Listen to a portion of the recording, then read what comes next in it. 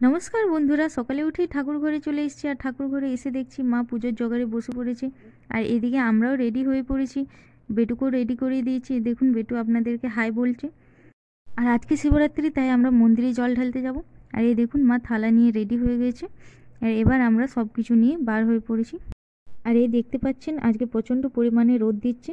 আর যেহেতু আমার শিবরাত্রিটা ছাড়া হয়ে গেছে, তাই আমি পুজো করে এসেই জল শরবত বা খাবার খাই। আর মা রাত অবধি উপোস দেয়।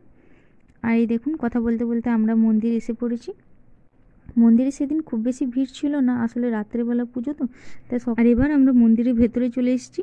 আর আগেই আমি বলেছি যে মন্দিরের ভেতরে বেশি ভিড় ছিল না, কারণ যেহেতু রাত্রেবেলা পুজো আছে, তাই সকালে খুব বেশি ভিড় পাইনি। আর বেটুরও খুব ভালো লেগেছে। আগে আসলে বেটু বাইরে যেত না, তো তাই একটু ভয় পেত বাইরে লোকজন দেখলে, কিন্তু এখন একেবারেই ভয় পায় না, আর সবার কোলেই যায়। আর এই দেখুন আমি বাড়িতে এসে ফল নিয়ে বসে পড়েছি। আর এবার আমি রান্না করব।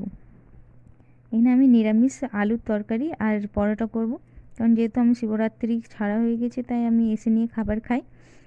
আর এদিকে দেখুন আলুর তরকারিটা আমার রেডি হয়ে গেছে। একটু নারকেল দিয়ে দিলাম, নারকেল দিলে কিন্তু টেস্টটা খুবই ভালো আসে। আর এদিকে আমি পরোটা করে নেব। আর পরোটাগুলো আমার রেডি হয়ে গেছে। আর ভিডিওটা ভালো লাগলে অবশ্যই লাইক করে দেবেন, আর আমার পেজকে ফলো করবেন। Thank you for watching.